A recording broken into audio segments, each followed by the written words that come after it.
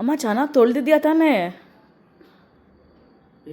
ನಂಗೆ ದ್ರಾಕ್ಷಿ ಎಷ್ಟು ಇಷ್ಟ ತಿಂತಾ ಇದ್ದೀನಿ ರೇವತಿ. ನೋಡಿ, ಈ ದ್ರಾಕ್ಷಿ ಅಂತೂ ಈ ಸಮ್ಮರ್ನಲ್ಲಿ ತಿನ್ನೋಕ್ಕೆ ಭಾಳ ಚೆನ್ನಾಗಿರುತ್ತೆ. ಅದು ಸೀಡ್ಲೆಸ್ ಗ್ರೇಪ್ಸ್ ಅಂದರೆ ತುಂಬ ತುಂಬ ಇಷ್ಟ. ಆದರೆ ಈ ಮಕ್ಕಳು ಹೆದರಿಸ್ತಾರೆ, ನೋಡಿ ಚೆನ್ನಾಗಿ ತೊಳೆದಿದ್ಯಾ ತಾನೇ ಅಂತ. ಹೌದು, ಚೆನ್ನಾಗಿ ತೊಳೆದಿದ್ದೀನಿ. ಯಾಕೆ ತೊಳಿಬೇಕು ಅಂದರೆ ನೋಡಿ ಹೇಗೆ ಮಾಡ್ತಿದ್ದಾರೆ ನೋಡಿ, ಪೆಸ್ಟಿಸೈಡ್ಸ್ ಹೀಗೆ ಇದನ್ನು ಹೇಗೆ ತೊಳಿಬೇಕು ಅಂತೀರಾ? ಬನ್ನಿ ನೋಡೋಣ. ನೋಡಿ, ಮೊದಲನೇದು ಬಹಳ ಸುಲಭವಾದದ್ದು ಮತ್ತು ಬಹಳ ಉತ್ತಮವಾದದ್ದು ಅಷ್ಟೇ. ಆದಷ್ಟು ಅದರಲ್ಲಿರುವಂತಹ ಪೆಸ್ಟಿಸೈಡ್ಸ್ನ ತೆಗಿಯತ್ತೆ. ಈ ದ್ರಾಕ್ಷಿಗಳನ್ನೆಲ್ಲ ಬಿಡಿಸಿಟ್ಕೊಳ್ಳೋದು, ದೊಡ್ಡ ಪಾತ್ರೆಯಲ್ಲಿ ನೀರು ತೊಗೊಳ್ಳೋದು, ಆ ನೀರಿಗೆ 1-2 ದೊಡ್ಡ ಚಮಚ ಟೀ ಸ್ಪೂನ್ ಅಲ್ಲ, ಟೇಬಲ್ ಸ್ಪೂನಷ್ಟು ಅಡುಗೆ ಸೋಡಾ ತೊಗೊಳ್ಳೋದು, ಬೆರೆಸೋದು, 10-20 ನಿಮಿಷ ಆ ಗ್ರೇಪ್ಸ್ನ ಅಂದರೆ ದ್ರಾಕ್ಷಿನ ಅದರಲ್ಲಿ ನೆನೆಯೋಕ್ಕೆ ಬಿಟ್ಟು ಆಮೇಲೆ ಚೆನ್ನಾಗಿ ನೀರಲ್ಲಿ ತೊಳೆಯೋದು. ಆಯಿತು. ಎರಡನೇ ವಿಧಾನ ನೋಡಿ, ವಿನೆಗರ್ ಎಲ್ಲರ ಮನೆಯಲ್ಲೂ ಇರುತ್ತಲ್ಲ, ಬಿಳಿ ವಿನೆಗರು, ಆ್ಯಪಲ್ ಸೈಡರ್ ಅಲ್ಲ, ಮಾಮೂಲು ವಿನೆಗರೇ ನಾನು ಹೇಳ್ತಾ ಇರೋದು.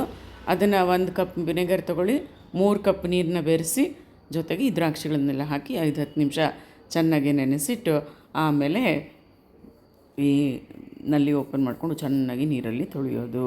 ಆದರೆ ಕೆಲವ್ರಿಗೆ ಈ ವಿನೆಗರ್ ವಾಸನೆ ಇರುತ್ತಲ್ಲ, ಅದು ಇಷ್ಟಪಡೋದಿಲ್ಲ. ಹಾಗಾದರೆ ಮತ್ತೊಂದು ವಿಧಾನ ಏನು, ಇದು ಅತಿ ಸುಲಭ. ಉಪ್ಪು ನೀರನ್ನು ಬೆಳೆಸೋದು. 1 ಚಮಚ ಉಪ್ಪು, ಅದನ್ನು 2 ಕಪ್ ನೀರಿಗೆ ಹಾಕೋದು. ಸ್ವಲ್ಪ ಬೆಚ್ಚಗಿರಲಿ ನೀರು ಅಂತ ಹೇಳ್ಬಿಟ್ಟು ಆಮೇಲೆ ದ್ರಾಕ್ಷಿಗಳನ್ನೆಲ್ಲ ಬಿಡಿಸಿ ಹಾಕ್ಕೊಳ್ಳಿ ಅಂತ.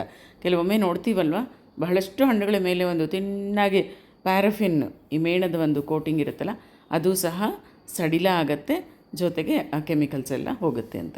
ಇದು ಸಹ ಒಂದು ಸುಲಭವಾದ ಒಂದು ವಿಧಾನ ಅಂತ ಹೇಳ್ಬೋದು. ಉಪ್ಪು ನೀರಿನಲ್ಲಿ ಚೆನ್ನಾಗಿ ನೆನೆಸಿಟ್ಟು ತೊಳೆಯೋದು.